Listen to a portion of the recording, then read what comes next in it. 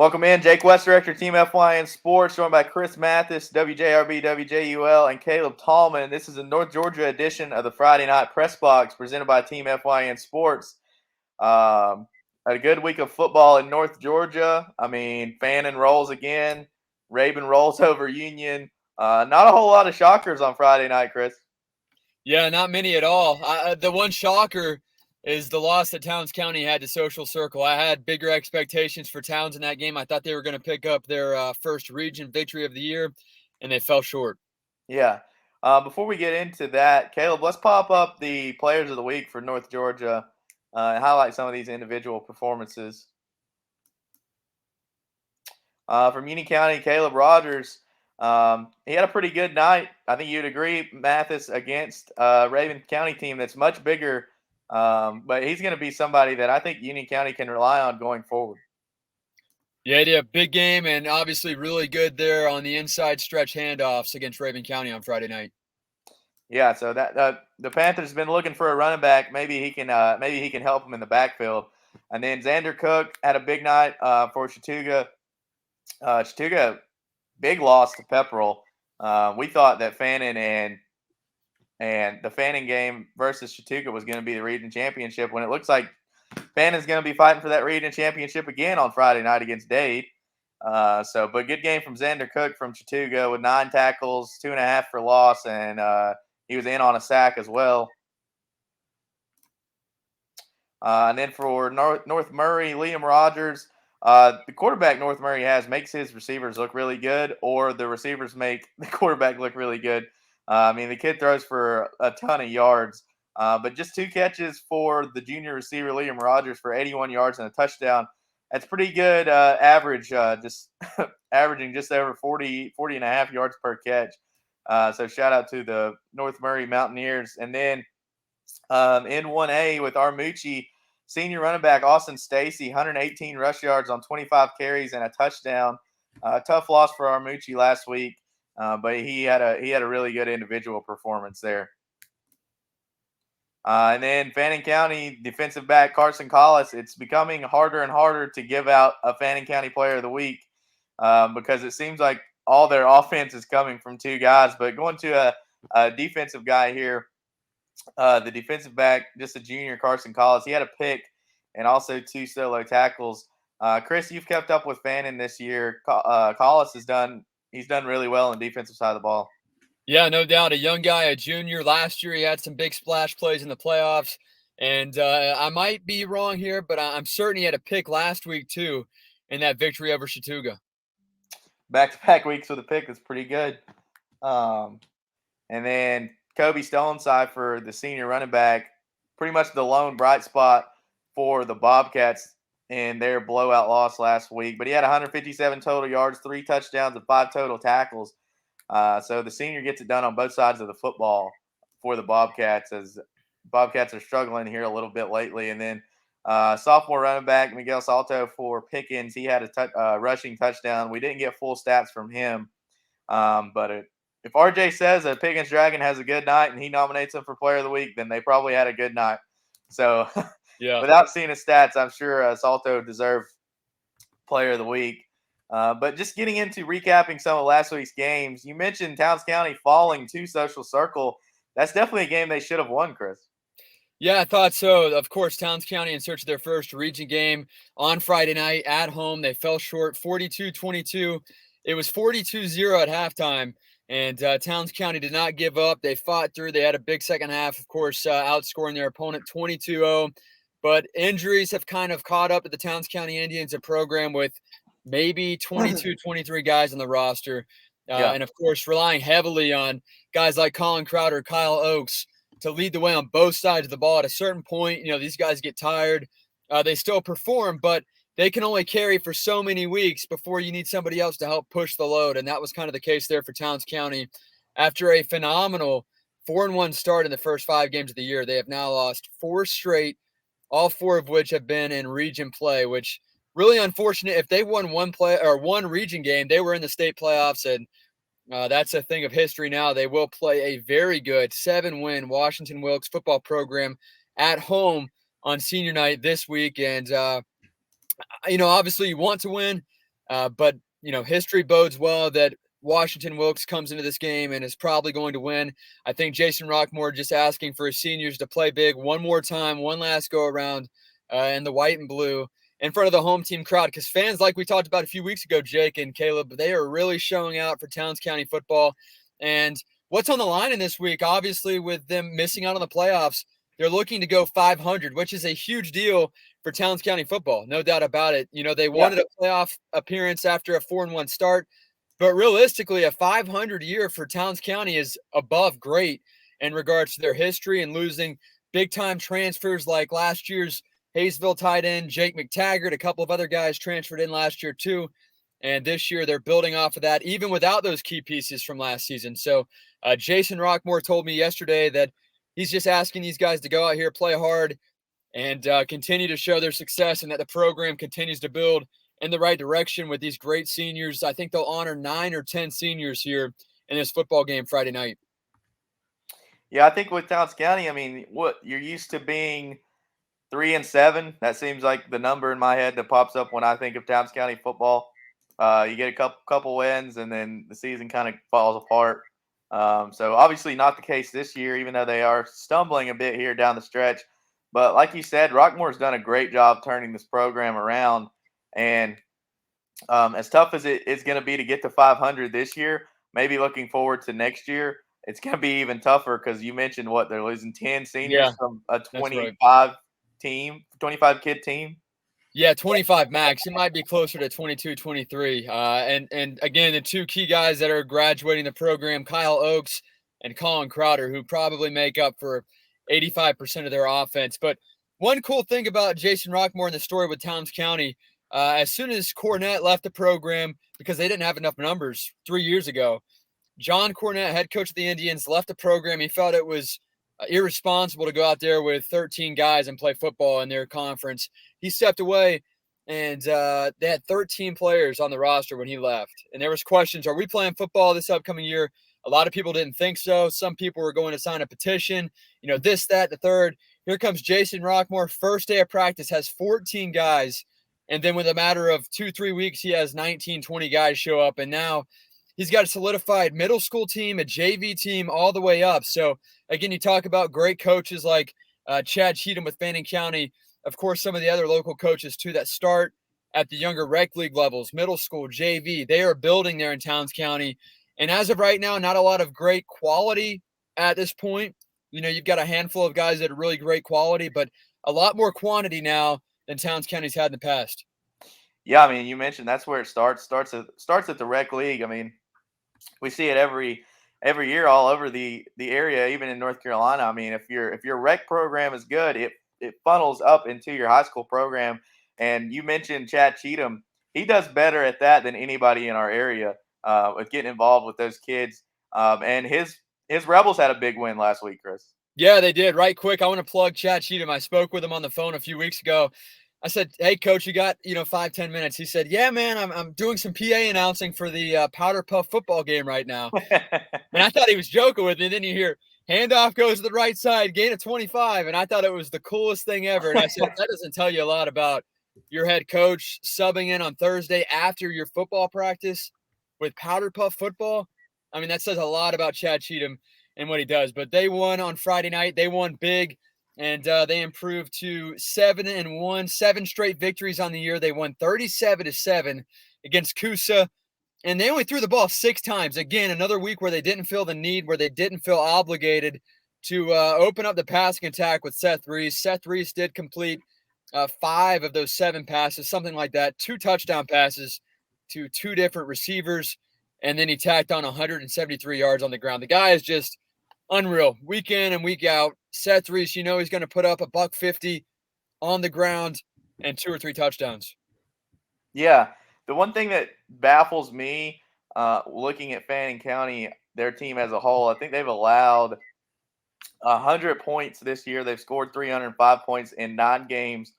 And in region play, I think they're giving up a touchdown each game. They're giving up an on average 7 points. But the biggest thing for me is right here, looking at their stats. It says 1, 2, 3, 4, 5, 6 guys have thrown a pass for them.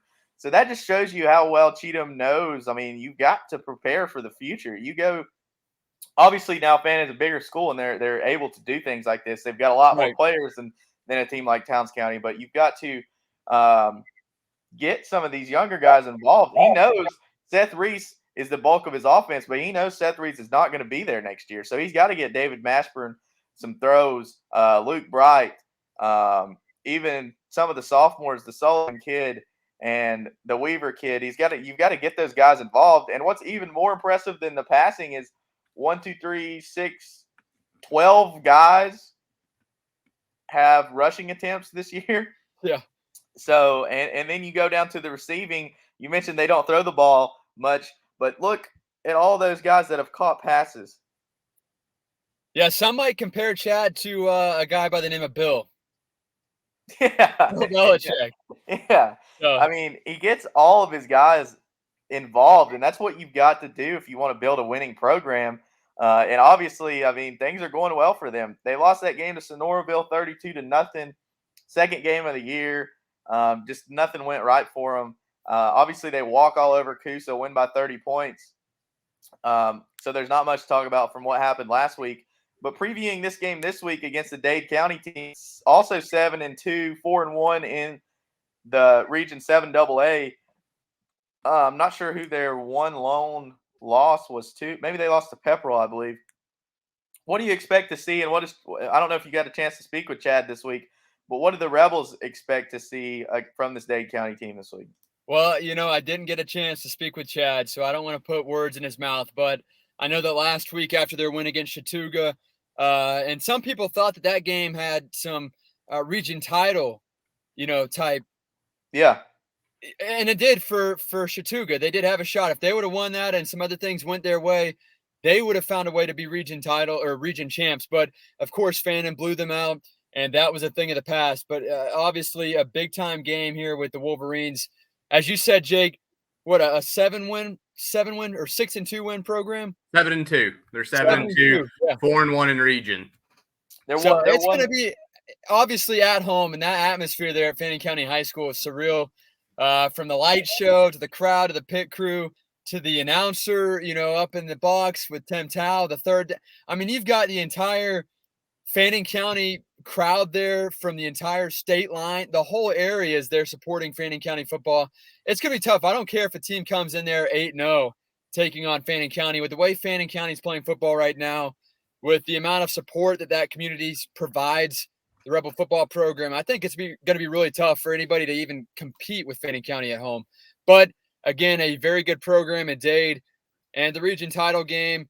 I just hope that Fannin County, and I don't expect them to, kind of looks past this game and looks forward to the playoffs.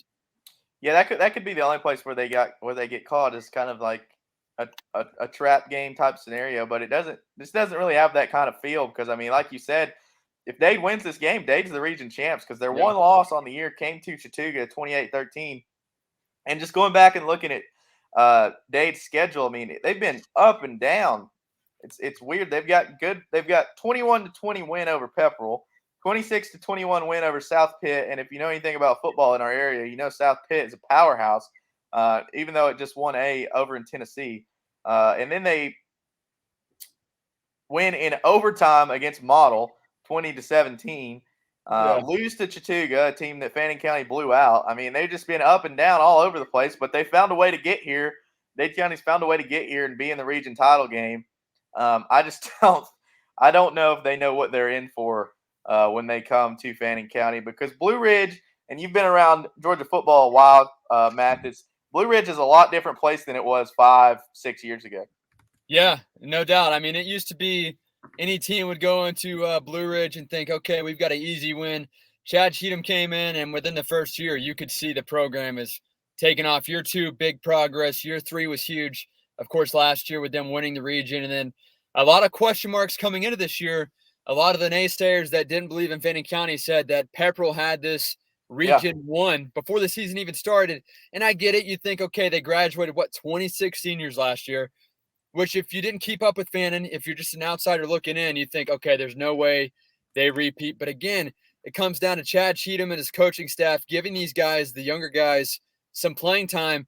And it's not when they're blowing teams out. He's giving them, a shot to touch the football, to make a tackle. In the second, third, fourth quarter, it doesn't matter. If you go in, be ready to play at a high level. Whether we're down by 14, I'm throwing you in. If we're up by 30, you might have a shot to step out on the field and make a positive play. And, of course, I think that's where it all comes from. Coaching staff, the belief, and, again, the standard that the seniors left last year after all 26 of them left. Yeah, I mean, the changing culture has been happening in Fannin County for a while, but like you mentioned, those seniors last year, they definitely set the standard, and it's like I think that was Chad's first group, maybe. They changed the whole culture of Fannin County football. I mean, you think about Luke Holloway, that name's going to live in Blue Ridge forever. I mean, that name's going to be written in children's books and read at Fannin County Elementary School. So, I mean, it's a different place for sure than it was a while back. I remember in high school when Murphy would go play Fannin. I mean, obviously Fannin's a bigger school, but Murphy still was able to compete and come away with a few wins in those games. And I think Murphy may own the head-to-head record, but I guarantee you with the program that Chad Cheatham's built right now, I mean, he's got it rolling. Things are they're peaking at the right time for sure. Yeah, no doubt. It's been a lot of fun to keep up with, and I think Caleb, you have something to say? Yeah, I was just gonna just for the Fannin County fans watching, just to highlight Dade County. I mean, I will say this about Dade County: they are an older team. They do have the majority, if not all, of their offense is coming from juniors and seniors. They've got their quarterback Brody Cooper. I mean, pretty solid stat line. Only thrown 3 interceptions this year. He's got a 72% completion percentage. Has thrown for 1,000 yards. He's a junior, but he's also dangerous. I mean, he rushed for 280 yards. So dangerous enough with his legs. And they've got a senior running back duo in Caden Cooper and Cody Williams. And between the two of them, they've rushed for almost 1,500 yards and 19 touchdowns. And then when I look at Dade County's schedule, they're coming off a 35-6 win over Coosa and a 62-0 win over Gordon Central. And while those teams might not be, great, those are good confidence boosters. And like we said, if you're Fannin County, you got to avoid the letdown because you've played this is the third game this year, right, that you feel like you're playing for the region championship. So how many times can you get up? And you know what? Maybe they don't get up and it's a closer game than we think. And they still find a way to win just because they're that much better. But it's hard when you're asking high school kids. They thought, okay, we're playing Pepperell. This is the region championship. Then they played, who was it, Jake? They played Chattooga. Okay, this is the region championship. Okay, now we're playing Dade. This is the region champ. It's repetitive. I mean, we literally named one of our shows the region championship preview. We were incorrect on that. So, can the boys get up for one more big one and then be ready for playoffs? And then you have hopefully 2, 3, 4 big ones. Yeah, exactly. Well, that's a good point. Yeah. I mean, I think that they have a great structure and backbone there in Fannin County, probably one of the best in the area for sure, if not the state of Georgia, with the guys, the coaching staff, everybody believing, but trying to keep their heads high. But at the end of the day, you're right. They are high school 18-year-old football players. How much can they take? And this is going to be a big question mark. I think this will answer a lot of questions on, just how good Fannin County is. They have 12 sacks on the year, so they're going to have to make some pressure. You talk about Dade County, Caleb. Sounds like they're a very well rounded offense that chunks the ball up. They can run the football. They're efficient throwing the ball too. So hopefully Fannin County can get, in the backfield, some quarterback pressure. And more importantly, number one, with any football game, it sounds so cliche, but win the turnover battle. They have 8 interceptions, several fumble recoveries too. But I would love to see, an interception, 2 or 3 sacks in this game, and I feel very confident that Fannin County comes away. Yeah, I agree. I'm very confident Fannin is going to be able to come away with a win in this one as well. But let's go on down in Georgia over to LJ. What do you expect from this Gilmer Union County game? I actually think it's going to be in Blairsville, right? Yeah, it is in Blairsville. It's senior night for Union County. They are coming off of a big time loss to Rabun County. Let's talk about this game following the break right here on the Friday Night Pressbox, brought to you by Team FYN Sports.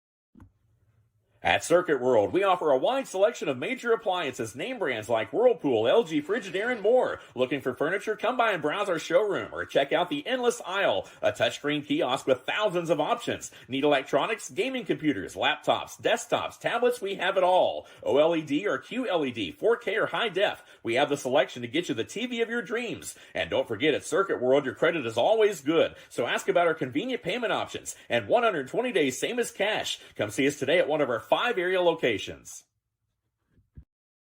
It's an opportunity you can't miss. Days Chevrolet in Jasper is stepping up and paying top dollar for your trade-in. Any make, any model. Days wants it, and we're paying top dollar to get it. So, what'll you do with all that cash? Shop for your new Chevy at DaveChevroletJasper.com. New vehicles are arriving weekly, or shop from our great selection of pre-owned inventory. Don't delay. Come get cash for your vehicle today at Days Chevrolet in Jasper. Days Chevrolet. Days gets it done. Find new roads. Hey girl, back so soon? Yeah. Third time this morning. Feeling too familiar with the bathroom these days? It's not just you. Hey girl, look who made it 15 minutes. At Erlanger Urology, we make it easy to talk about overactive bladder and treatments that work. Hey girl, you not coming in? No, I'm good. Well, okay. I'll be here, because I'm stuck. Learn more at itsnotjustyou.com. Erlanger Urology. In 1981, Reed Nicholson began selling tires out of an old barn in Mineral Bluff. Little did he know that he had just laid the groundwork for the most trusted names in automotive services in the Blue Ridge area. In 1997, Nicholson Tire Center became what it is today, holding the same values of faith, family, and great customer service. 2 locations to serve you, and the Blue Ridge location is currently expanding to offer fast service and the largest U-Haul provider in Georgia. Nicholson Tire Center, Blue Ridge, and Mineral Bluff.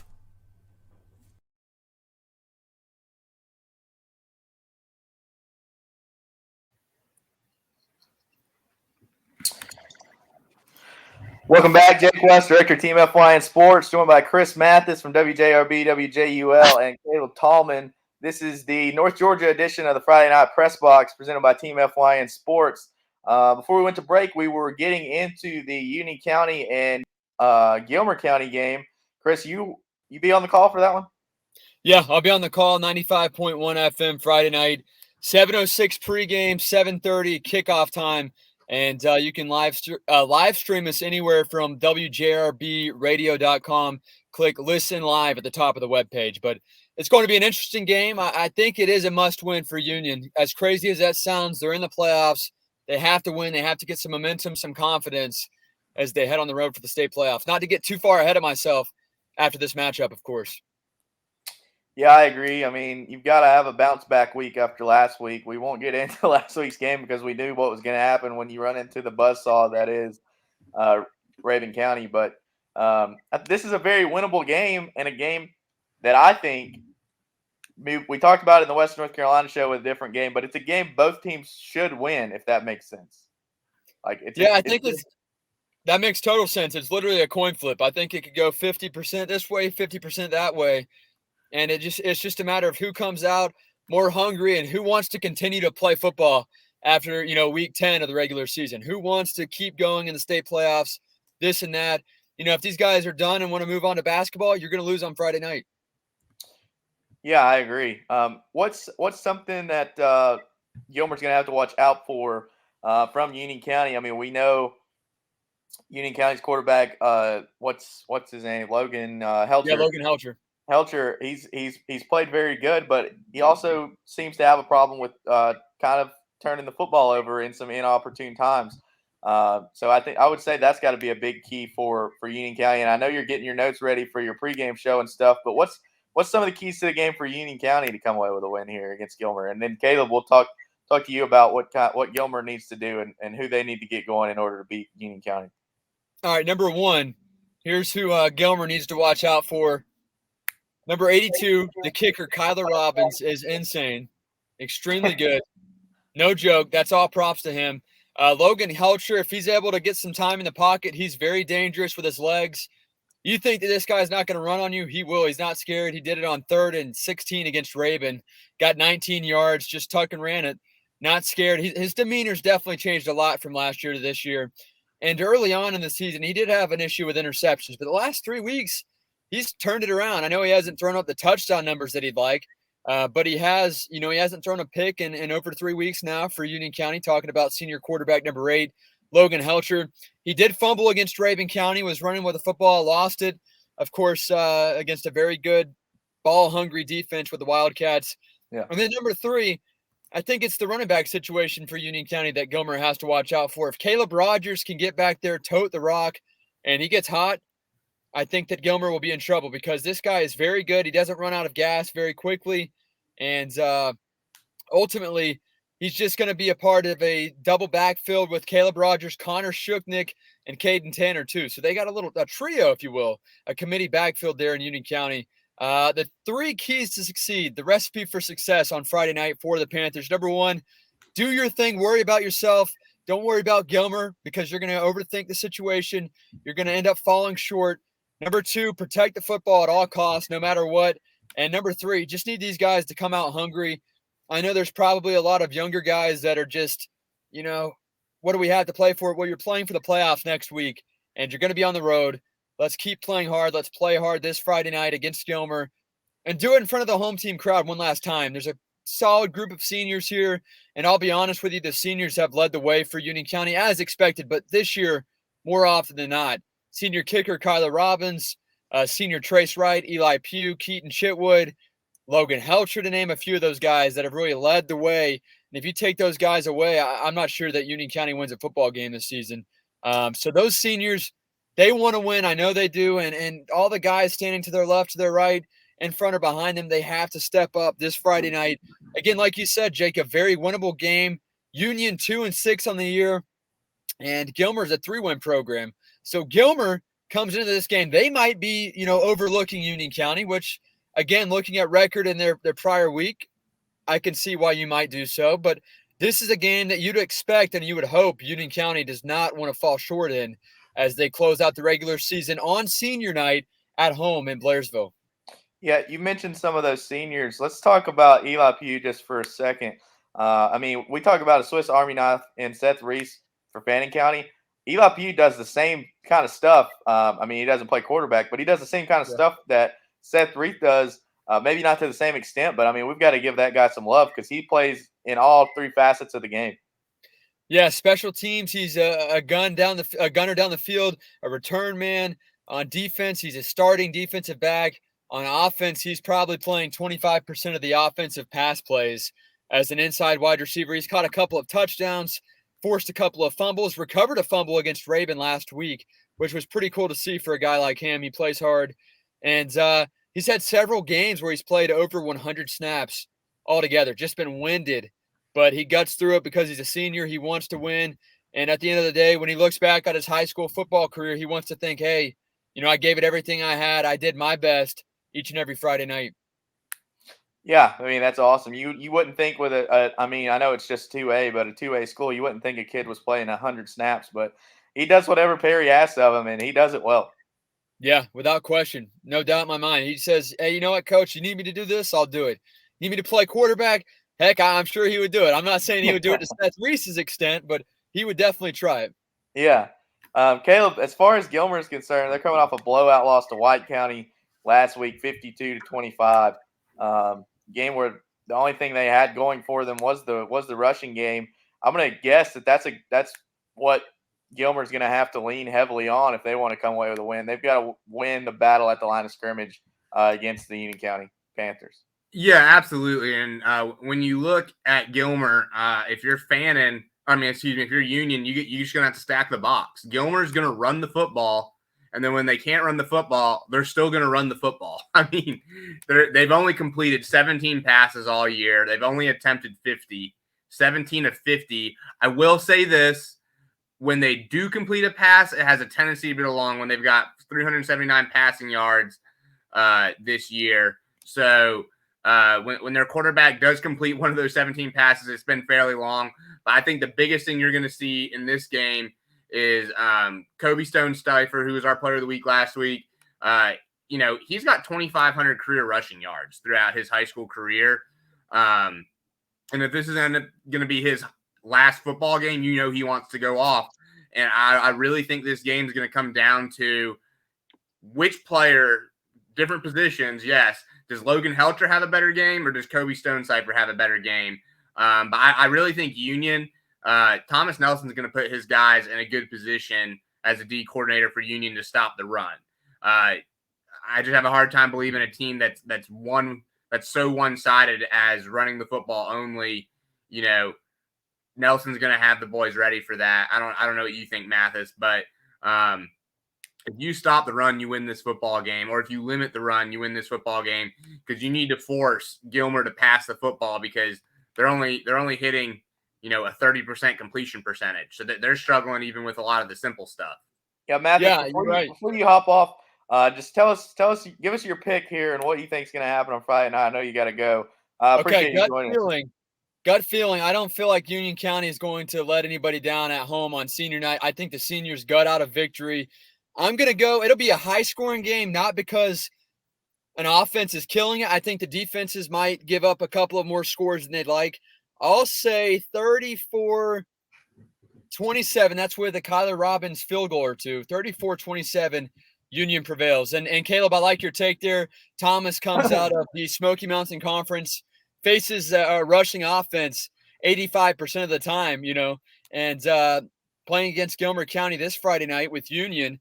And they've only attempted, 50 passes, or they've only completed 50 passes on the year? No. They've attempted 50. They've only completed 17. Wow. So there's my answer.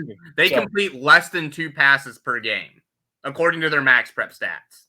It's going to be a lot of fun on Friday night. Check us out, WJRBradio.com. Thank you guys with Fetcher News Sports for having me on. Yeah, appreciate it, Mathis. Yes, sir. See you guys next week. Good stuff from Mathis there. Do you agree with him? I know you said that you think Thomas Nelson's going to be able to shut down the run. You think Union County's going to be able to come away with a dub in this one? Yeah, I think especially playing on Union's turf field at home. I just always have a hard time believing teams that are so one-sided can gut out victories, unless they have just like when you look at the North Carolina side, you look at a team like Andrews that has a stellar defense. That's really the only way. Yeah. And so I just think that if it's going to be a high-scoring game, I'll lean on Mathis because he knows Georgia football better than I do. In a high-scoring game, the team that can throw the football is going to win. That's pretty simple. And I do agree that Kyle Robbins is a weapon as a field goal kicker, and that could make a difference. You could see Kyle Robbins walk it off on senior night with a game-winning field goal. That would not shock me whatsoever. Yeah, I agree. I saw Kyler in person hit a 45, 48-yarder against Murphy to end the half. Kid's pretty much automatic. But I agree. I think Union County is going to be able to come away with a victory against a larger school in Gilmer. Gilmer, first-year head coach, just like Union. Paul Standard, he's building up that program. He just doesn't quite have the numbers that he needs. Definitely not the numbers he's used to having at St. Pius. But he's doing a good job with that program, as is Michael Perry doing a great job with the Union County program. So I'm going to agree. I'm going to agree with you and say that Union County is going to come away with a win. Before we go to our next break, and I think coming back from break, we're going to talk about the reclassifications that just happened. Let's highlight this Pickens Dragons football team. Obviously, no RJ this week, but Dragons lost a heartbreaker last week against Central 20-17, a game they needed to win in order to get into the playoffs. And their defense played well. I mean, you only give up 20 points in a football game. I mean, I don't know whether you agree with me or not, but you only give up 20 points. That seems like a game you should come away with and win. You should have an offense that's able to score at least 3 times and come away with a win. Yeah, I mean, they lost 24-14 to a pretty good Heritage team. I really thought that the Pickens Dragons were going to pull it off, but what you see is just that it's the first year under a new coach. It takes time. Pickens has been up and down. We've seen them beat teams we didn't think they were going to beat, and we've seen them lose games that we thought they could win. But I think you said that now that even though they're out of the playoff picture, they're playing a pretty good Northwest Whitfield team that's 6-3. And whether you can make the playoffs or not, this is the first year in this program now. You win that game, sometimes I think, especially on the Georgia side of it, that's different, is that not as many teams typically make the playoffs. And so it almost might be better for Pickens long-term, because Pickens wasn't going to go win a state championship this year. I think we can all agree on that. Probably not even win more than 1 or 2 playoff games at best, and that's them upsetting people.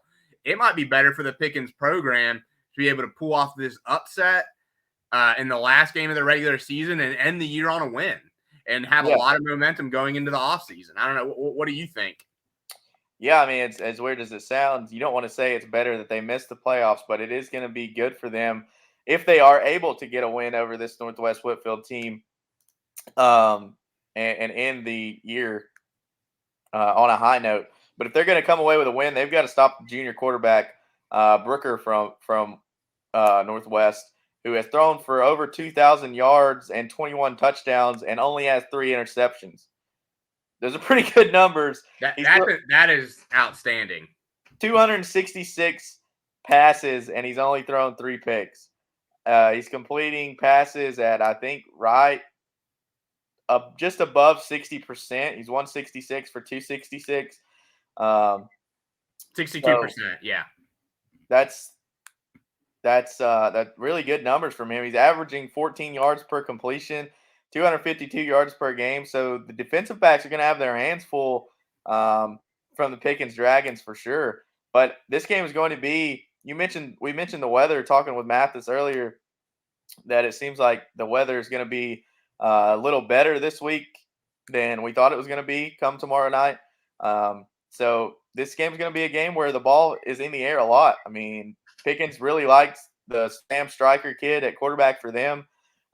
His numbers obviously not as good as the Burger kid from Northwest, but 87 for 136 for 1,300 yards, 13 touchdowns and 4 interceptions. So 2 quarterbacks that don't turn the ball over much are going to be facing off against each other.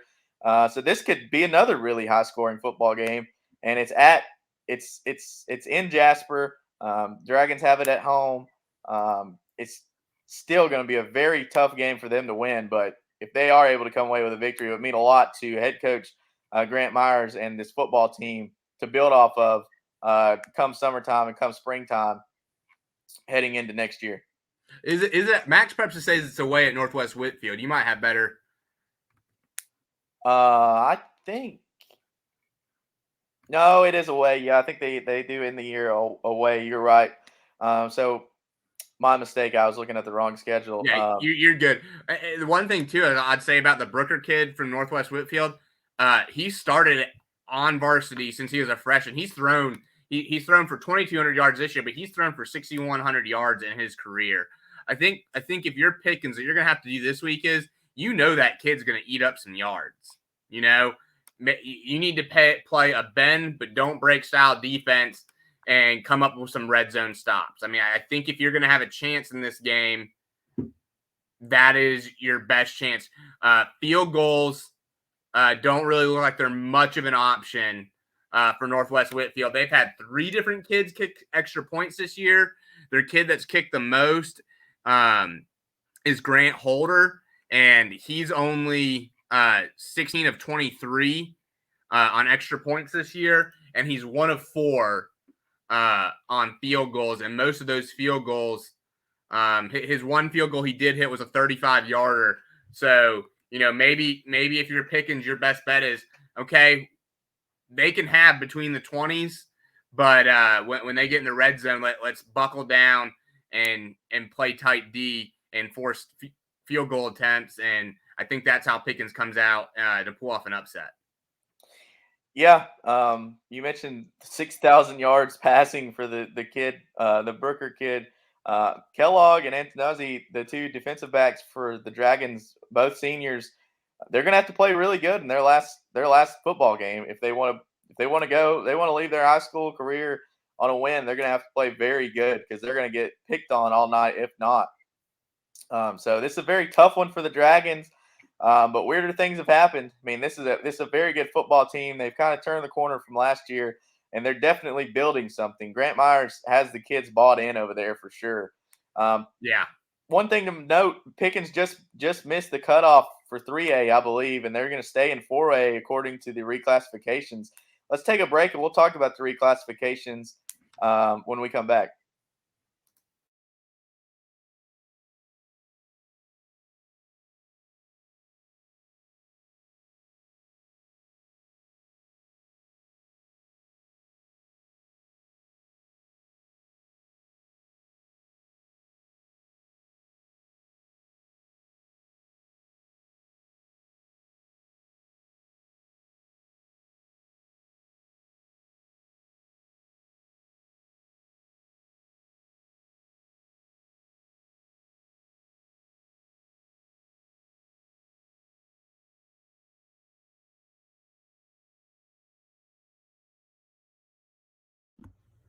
At Circuit World, we offer a wide selection of major appliances, name brands like Whirlpool, LG, Frigidaire, and more. Looking for furniture? Come by and browse our showroom or check out the Endless Aisle, a touchscreen kiosk with thousands of options. Need electronics, gaming computers, laptops, desktops, tablets? We have it all. OLED or QLED, 4K or high def. We have the selection to get you the TV of your dreams. And don't forget, at Circuit World, your credit is always good. So ask about our convenient payment options and 120 days, same as cash. Come see us today at one of our 5 area locations. It's an opportunity you can't miss. Days Chevrolet in Jasper is stepping up and paying top dollar for your trade-in. Any make, any model. Days wants it, and we're paying top dollar to get it. So, what'll you do with all that cash? Shop for your new Chevy at DaysChevroletJasper.com. New vehicles are arriving weekly, or shop from our great selection of pre-owned inventory. Don't delay. Come get cash for your vehicle today at Days Chevrolet in Jasper. Days Chevrolet. Days gets it done. Find new roads. Hey, girl. Back so soon? Yeah. Third time this morning. Feeling too familiar with the bathroom these days? It's not just you. Hey, girl. Look who made it 15 minutes. At Erlanger Urology, we make it easy to talk about overactive bladder and treatments that work. Hey, girl. You not coming in? No, I'm good. Well, okay. I'll be here because I'm stuck. Learn more at itsnotjustyou.com. Erlanger Urology.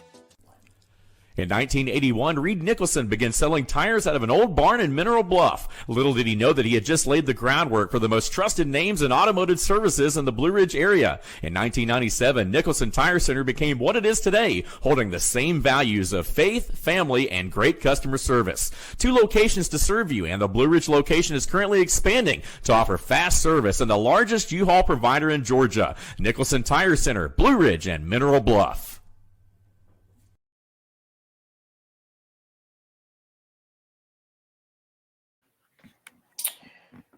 Welcome back to the North Georgia edition of the Friday Night Pressbox presented by Team FYN Sports. Jake West and Caleb Tallman. Caleb, you did some research on the reclassifications. What can you tell us? What local teams are moving or on the move or staying? I know Pickens, I think they can petition to be brought down into 3A because they're the smallest team in 4A, I believe. Tied for the smallest team in 4A. And one of the things that's interesting is after the last reclassification, Jake, there were 25 different appeals that were made, okay? And I think it was 16 or 17 of the 25 appeals were approved. Yeah. Georgia's got a pretty good, solid high school association, and I think they're really fair to their member schools. As a whole, as a North Carolina guy coming over, Georgia's way better than North Carolina. I can say that easily. But basically, here's what's going to happen, Jake. After some extensive research I've done, they're changing everything except for 1A. Okay, so the 1A is still going to have that public-private split. So don't worry about 1A. If you're a Towns County fan watching this, this not really going to affect you very much. But 2A through 7A, they are changing the multiplier from 2 to 3. And what that does is that multiplier is out of district students. So if you have a student that goes to your school that his address is not in your district, that student counts as 3 students. So some of these private schools, I mean, it's going to be drastic, Jake. Like, I'm going to pull it up though here and go to our 7A and see if I can find one as I've got the chart in front of me. Woodward Academy, they have 1,076 students. Okay, Jake. So if you have 1,076 students, that puts you firmly in 3A. Okay, but because they have 1,020 out of district students, that puts them as their ADM counter being at 3,116. So that just moved Woodward Academy from 3A to 7A. Jesus.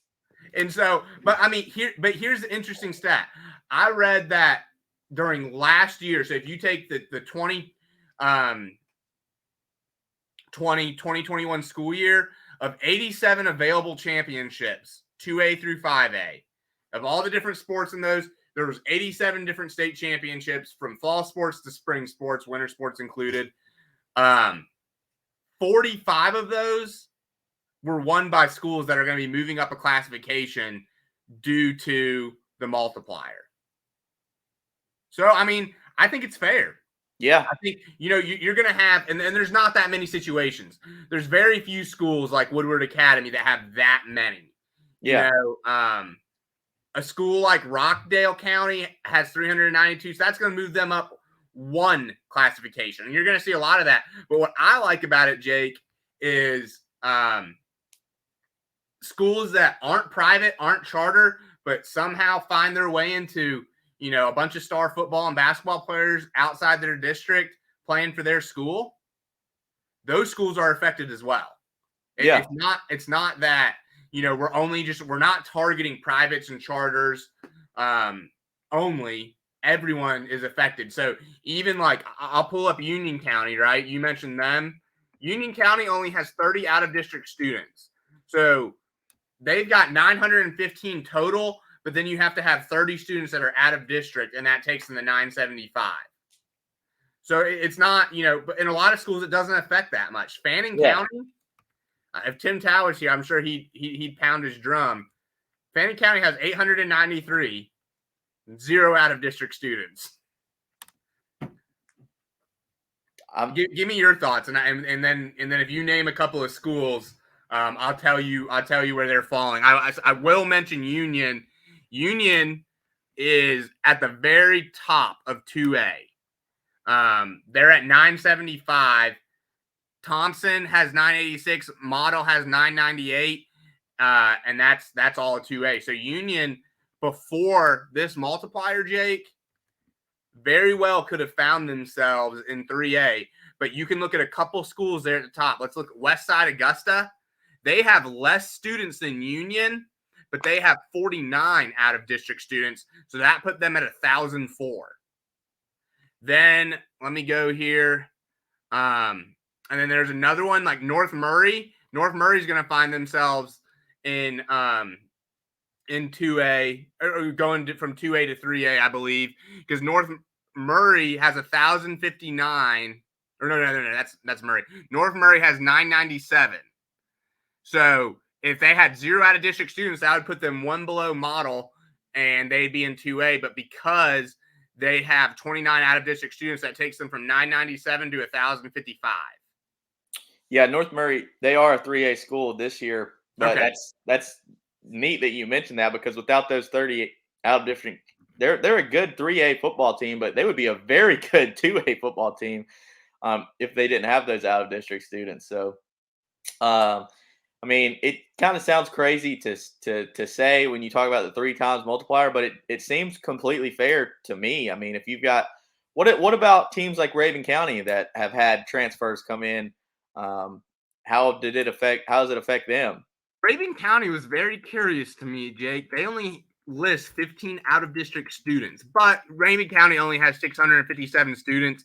So even if you threw them another 100 out of district students, they'd be staying in 2A. So I think Raven County's got more than 15 out of district students, but they're still they're still one of the smaller 2As. They're in the bottom fourth of 2A.